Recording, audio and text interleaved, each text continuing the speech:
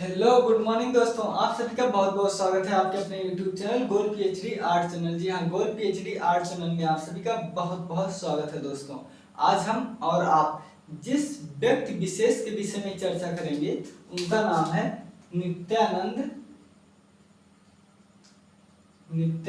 महापात्र। बिल्कुल यही इनका नाम है। क्या नाम है इनका? नाम है नित्यानंद महापात्र। वीडियो आ रहा है? हाँ आ रहा है, अच्छे से आ रहा है। ठीक है, इनका यही नाम है। मैं और बड़ा लिख दे रहा हूं। इनका नाम है नित्यानंद महापात्र। तो चलिए हम पहले जो है चर्चा कर लेते हैं। ठीक है, पहले क्या करते हैं, पहले हम लोग जो है चर्चा कर लेते हैं, फिर उसके बाद जो है इनके विषय में जान लेंगे। ठीक है, देखिए नित्यानंद महापात्र कौन थे? ये आधुनिक समकालीन कला के एक जाने माने पहचान प्रतिष्ठित गुणवान विद्वान और कला पारखी थे। कौन? नित्यानंद महापात्र।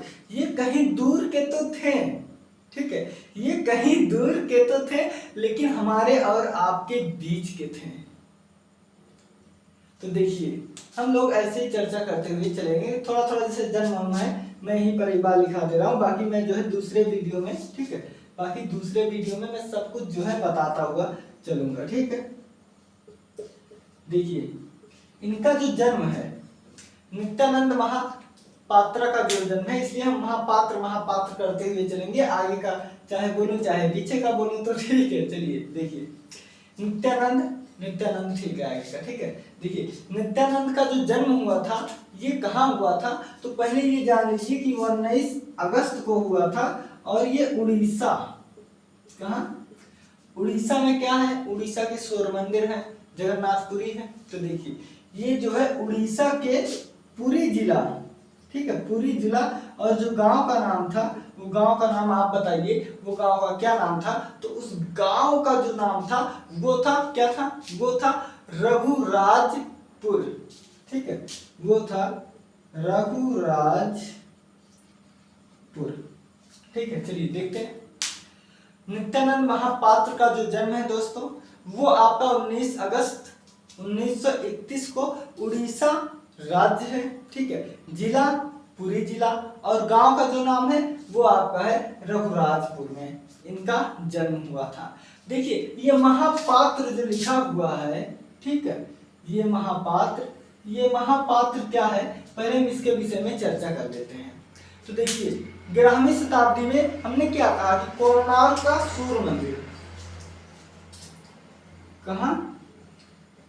कोणार्क का सूर्य मंदिर कब बना था?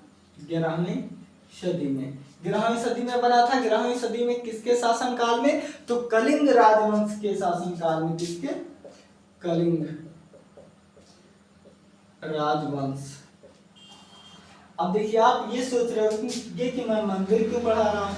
तो मैं मंदिर इसलिए पढ़ा रहा हूँ क्योंकि इस मंदिर से और इस महापात्र से बहुत बेजोड़ संबंध है। कैसा संबंध है? बेजोड़। तो देखिए कोणार्क का सूर्य मंदिर जब बन रहा था, कब? 11वीं शताब्दी में, तो यहाँ के जो राजा थे कलिंग राजवंश, तो जो कलाकार, कौन? जो कलाकार चित्रकला, कहाँ? चित्रकला प्लस वास्तुकला, ठीक है, प्लस वास्तुकला प्लस संगीत कला व अन्य, ठीक है, वह अन्य विधाओं में जो कलाकार सिद्ध था, मशहूर था, कौशलबद्ध था, उन कलाकारों के को जो आपके कलिंग राजवंश है, इन राजाओं ने महापात्र, क्या? महापात्र की उपाधि दी। ठीक है, किसने दिया था? तो 11वीं शताब्दी में जब कोणार्क का सूर्य मंदिर का निर्माण हो रहा था तो कलिंग राजवंश के राजा ने जो है, तो इनके यहाँ जो कलाकार थे, जैसे वास्तुकार, चित्रकार आपके हो गए, कवि हो गए, संगीतज्ञ हो गए, तो इनमें जो कलाकार थे उनको इन राजाओं ने महापात्र की उपाधि दी। और जो ये महापात्र है, कौन, नित्यानंद महापात्र, ये इस राजवंश ने जब दिया था तो जिसको प्राप्त था महापात्र, ये उसी राजवंश से जो है संबंधित थे।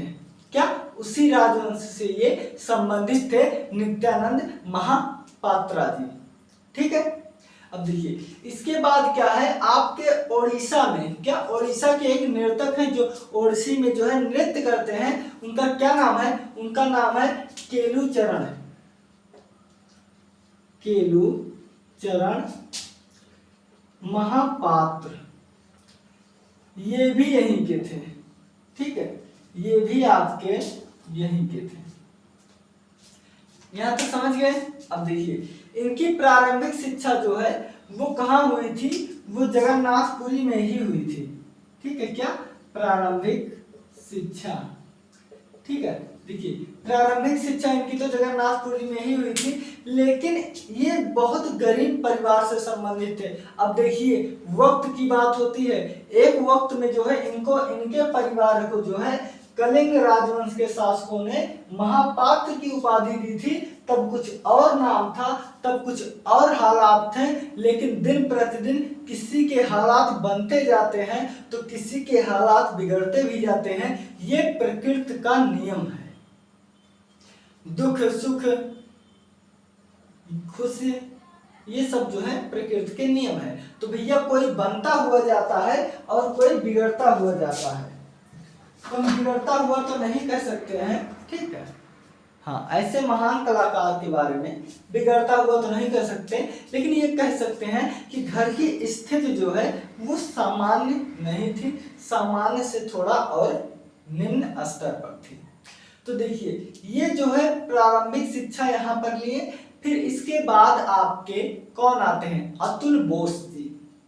ठीक है, अतुल बोस जी जो है ये कलकत्ता के कला महाविद्यालय में ये प्रवेश लिए, वहां पढ़ने जाते थे। 1947 में प्रवेश लिए थे और वहां ये पढ़ने जाते थे। तो इनके वहां की गुरु कौन थे, ठीक है, देखिए इनके यहाँ के गुरु जो है वो अतुल बोस हैं। लेकिन ये कब, देखिए 31 में इनका जन्म हुआ 1947, एक मिनट को, 1947, हाँ, देखिए ये गरीब परिवार से थे। तो इनको जो है जो शिक्षा का काम करना होता था ना, वो कौन बताइए, वो पूर्ण, एक नाम आता है इनके लाइफ में, वो बहुत ही सुप्रसिद्ध नाम है उनका, इनके ऊपर जो है बहुत एहसान है। ठीक है, समझ रहे हैं ना, बहुत एहसान है। उनका नाम है पूर्णचंद्र सिंह। क्या, पूर्णचंद्र सिंह। देखिए ये बहुत गरीब थे। तो एक बात जान लीजिए, तो ये उड़ीसा के थे, वहां मंदिर की कमी है नहीं, तो ये वहां पर स्केच करते थे, बनाते थे। तो इनकी इस कला को किसने देखा, पूर्णचंद्र सिंह ने जो है इनकी कला को देखा। किसके, नित्यानंद महापात्र के कला को जो है पूर्णचंद्र ने जब देखा तो इनके हालात देखे और उनके घर की सिचुएशन देखी, परिस्थितियां देखी। फिर इन्होंने अपने घर पर, किसने, पूर्णचंद्र सिंह ने नित्यानंद जी को अपने घर पर बुलाकर शिक्षा देते थे। और जब इन्होंने प्रारंभिक शिक्षा दे दिए तो इन्होंने कहा कि बेटा अब तुम चले जाओ जो है, और कहां पर, अब तुम चले जाओ बेटा कलकत्ता। ठीक है, कलकत्ता कला विद्यालय,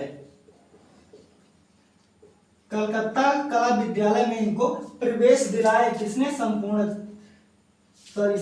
बार बार निकल रहा है, आप पूर्ण समझिए। ठीक, संपूर्ण भी समझोगे तभी कोई दिक्कत नहीं। ठीक है, तो पूर्णचंद्र जी ने इनको प्रवेश दिलाया और प्रवेश दिलाया। अच्छा खासा पढ़ने जा रहे थे। जो यहाँ के प्रचार्य थे, कौन, यहाँ के प्रचार्य जो थे उनका नाम था अतुल बोस। क्या, अतुल बोस।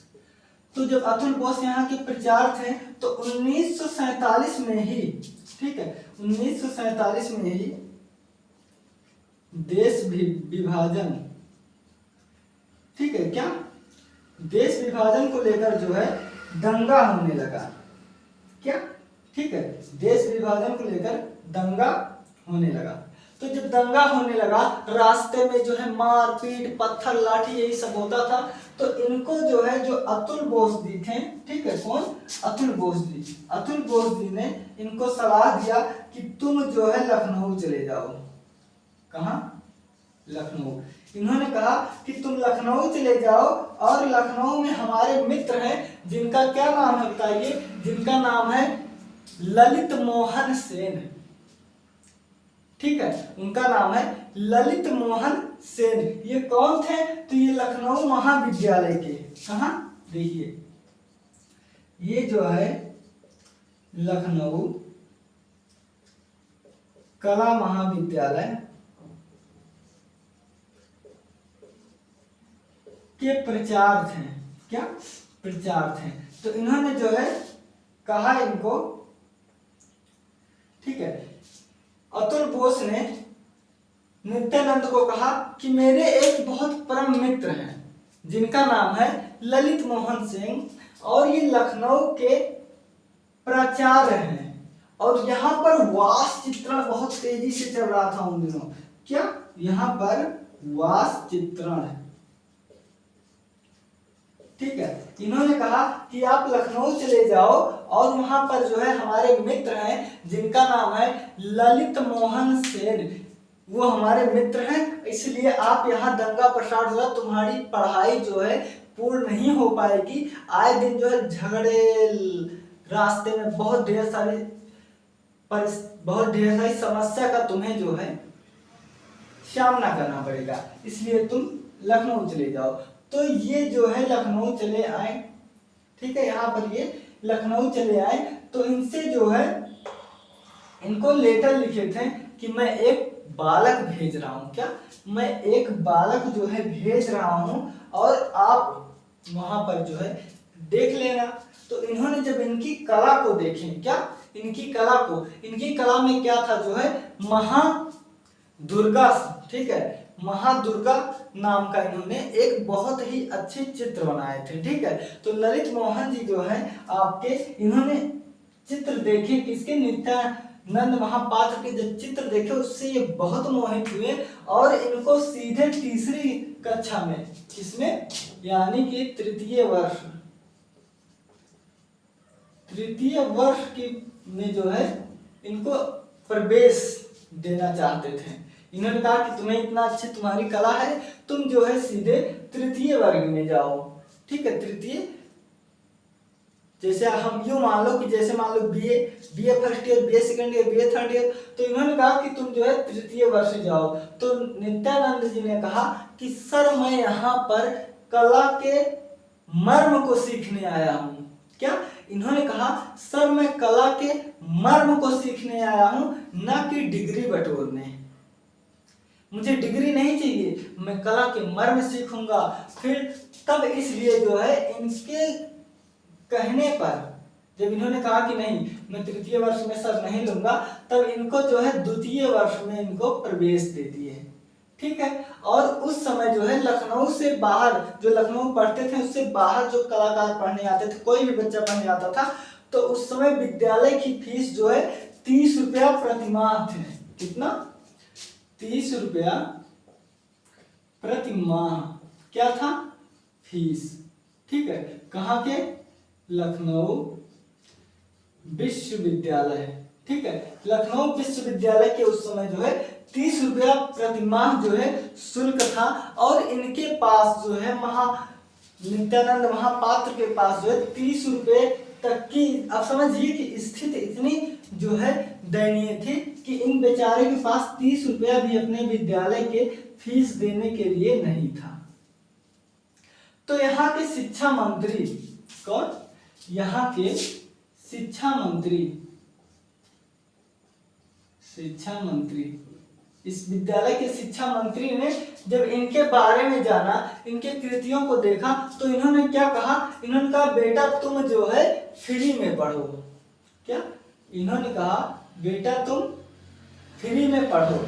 और देखिए यहाँ पर इनकी जो है फीस लगना बंद हो गया। उसके बाद इन्होंने उत्तर प्रदेश के ललित सोसाइटी में, एसोसिएशन, हाँ देखिए कहाँ लिखूं, देखिए उत्तर प्रदेश ललित कला एसोसिएशन, ललित कला एसोसिएशन,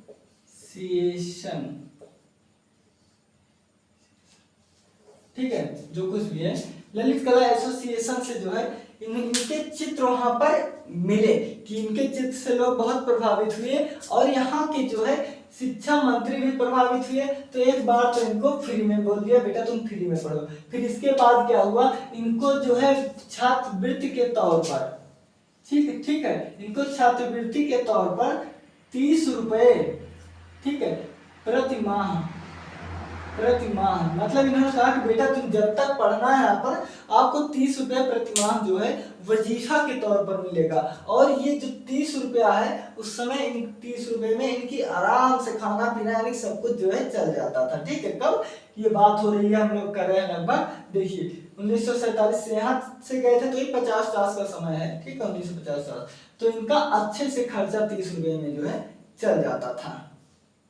यहाँ तो ठीक है, यहाँ तक समझे। अब इसके बाद देखिए क्या हुआ। इसके बाद जब इन्होंने यहाँ से कला सीख लिए तो फिर ये यहाँ से कहाँ चले गए, उड़ीसा चले गए। और जब ये उड़ीसा चले गए तो उड़ीसा की जो वो थे मुख्यमंत्री वो इनसे बहुत प्रभावित हुए और उन्होंने कहा कि आप यहीं पर रहो और आप यहीं पर रहो, मैं आपको काम दूंगा, आप स्पेशल मेरे पास रहो, मैं आपको काम दूंगा। तो इन्होंने जो है वहां पर अपने आप को वहां से उनसे जो है बचाए। और उसके बाद आ गए लक्ष्मीकांत महापात्र एक थे, ये बहुत प्रसिद्ध व्यक्ति थे। इनके पिताजी क्या किए थे ना कि इनके पिताजी एक पत्रिका लिखते थे। ठीक, पत्रिका का एक पत्रिका डगर नाम की पत्रिका है। तो इन्होंने इनके पिताजी के किसके पिताजी के लिए तो लक्ष्मीकांत के पिताजी के लिए डगर पत्रिका के लिए इन्होंने ऊपरी पृष्ठ को जो है चित्रित किया था। किसने, नित्यानंद महापात्र ने। अब हम इनके चित्रों में देखिए, इनके चित्रों में क्या है कि हाँ पहले ये देख लीजिए, फिर यहाँ तक देखें कि ये जो है दोबारा आ गए लखनऊ। फिर उसी विद्यालय में कौन थे, तो उसी विद्यालय में आपके थे सुधीर, यही तो थे सुधीर रंजन खासगिर। इनको 1958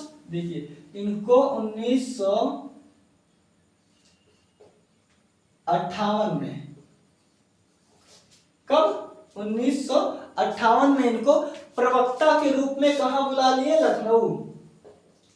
ठीक है, प्रवक्ता के रूप में इन्हें लखनऊ बुला लिए और इनको पढ़ाने को कहे। तो पहले दिन का एक बार मन लगा नहीं, लेकिन इन्होंने गए वहां पर और वहां पर पढ़ाने लगे। इन्होंने सोचा कि मैं अगर ऐसे देखिए, इसके पहले बहुत काम है कि बात है कि इसके पहले ये जो है एक कंपनी में, टेक्सटाइल कंपनी में काम करते थे, वहां भी छोड़ दिए। तो ये सब जाने तो जो इम्पोर्टेंट है मैं वही आपको बता रहा हूँ। ठीक है, तो जो है 1958 ईस्वी में लखनऊ में इनको फिर बुला लिए। कौन, सुधीर रंजन खासगिर ने, जिनका जन्म है 1907। इन्होंने जो है इनको फिर बुला लिए और इनसे कहा कि आप हमारे यहाँ लखनऊ विद्यालय में प्रवक्ता के रूप में आप पढ़ाइए।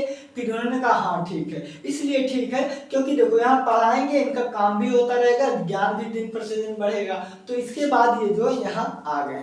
अब इनके बारे में तो बहुत कुछ अभी बताना है, लेकिन मैं अब इम्पोर्टेंट चीजों पे आता हूँ। ठीक है, देखिए क्या है, आप अगर कहानी के माध्यम से सुने रहेंगे और आप अगर BA MA अगर आप MA कर रहे होंगे, फर्स्ट सेमेस्टर सेकंड थर्ड किसी में होंगे, तो आपके सेमेस्टर के अनुसार अगर आप इनके बारे में कहानी पढ़े रहेंगे जो मैं आपको बता रहा हूँ, तो आपको केवल डेट याद करना पड़ेगा और इनके चित्र, बाकी आप इतने अच्छे से लिख दोगे कि जो कॉपी चेक करेगा वो भी कहेगा हाँ लड़का पढ़ा हुआ है। ठीक है, तो यही हमारा जो है वो है कि आपको एक कहानी के माध्यम से सब कुछ मालूम हो जाए। अब इनके चित्र और वो जिनका जन्म 1913 है, किनका है, अमृता शेरगिल का, दोनों का चित्र, कुछ चित्र जो है मिलता जुलता है। जैसे भिक्षुक परिवार, उनका भी है इनका भी है। तो देखिए इनका चित्र आपका हो गया जो है भिक्षुक परिवार हो गया आपका, और जीवन की जीवन का जन्म हो गया, पवित्र परिवार हो गया, भिड़ंत हो गया, और लक्ष्मी हो गया, महादेवी दुर्गा हो गया, unity of call of unity. ठीक है, कॉल ऑफ यूनिटी हो गया। देखिए कॉल ऑफ यूनिटी में मैं फिर आपको बता दूं कि यहाँ पर बिहार का एक बच्चा ने आंदोलन कर दिया। कहाँ यूनिवर्सिटी में आंदोलन कर दिया, मतलब विद्यालय में, यूनिवर्सिटी में। तो उसके आंदोलन से ये प्रेरित होकर इन्होंने क्या किए, तो इन्होंने एक बहुत ही अच्छा call of unity, call of unity, ठीक है, कॉल ऑफ यूनिटी नामक इन्होंने चित्र बनाया। तो उस चित्र में क्या था कि एक कौवा जो है, ठीक है, एक कौवा ऐसे मरा हुआ है, उसके आसपास काव काव काव काव 8-10 कौवे जो है करते हुए चित्रित किए हैं। लेकिन इसी से क्या, इसी चित्र को क्या हुआ कि ये चित्र जो है उसमें देखो आंदोलन चल रहा था, तो तब भी मीडिया था, लेकिन आज जितना नहीं था, अखबार तब था ज्यादा। तो वहां अखबार पर आए थे, तो उन्होंने इनके जो चित्र को देखा, तो इन्होंने जो है क्या किए, इन्होंने अखबार में इनके चित्र को प्रदर्शित कर दिए, विज्ञापन में डाल दिए। और भैया जो जो इनका जो है लोग जानते गए इनके बारे में, इनकी पेंटिंगें बिकने लगी, इनकी स्थिति दिन प्रतिदिन जो है एक सुधार होते गया।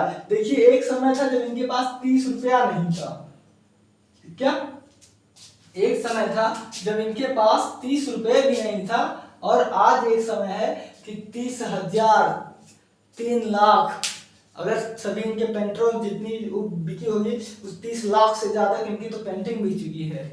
तो यही होता है मेहनत, हाँ मेहनत यही होता है, ठीक है। तो इसके बाद क्या हुआ था, इसके बाद इनको जो है अनेकों पुरस्कार मिले थे। 1997 ईस्वी में आपके यही ललित कला अकादमी से सम्मानित किए गए थे। और इसके बाद इन्होंने उड़ीसा से धर्मपद, क्या, धर्मपद सम्मान मिला था, किसको, नित्यानंद महापात्रा जी को। इसके बाद 1996 में ललित कला अकादमी महाविद्यालय से भी इनको फेलोशिप मिल चुका है, फेलोशिप जो होता है ना पुरस्कार, वो मिल चुका है। इसके बाद 2004 में इनकी मृत्यु हो गई। तो कैसा लगा दोस्तों आप लोगों को इनके बारे में जान के। तो ये रहा कहानी के माध्यम से। अब मैं आपको जो है इसके बारे में स्टेप बाय स्टेप, देखिए यही सब बताऊंगा, जितना आपको बताया हूं यही सब बताऊंगा, लेकिन स्टेप बाय स्टेप दिखा दूंगा। आप अगर एक बार ये लेक्चर मेरा सुन लिए होंगे, तो इसके बाद आप जैसे जो है इसको देखेंगे, मैंने जैसे यहाँ पर कहीं कहीं पर लिखा दिया हूँ, तो वहां पर जो है हम क्रमबद्ध तरीके से जब लिखाएंगे तो आपको 50% तो याद ही हो जाएगा। और अगर आपको याद करने में अच्छा लगेगा तो आप एक दो बार जब और देख लेंगे तो आपको और अच्छे से याद हो जाएगा। ठीक है दोस्तों, तो अपना ख्याल रखना, मिलते हैं अगले वीडियो में।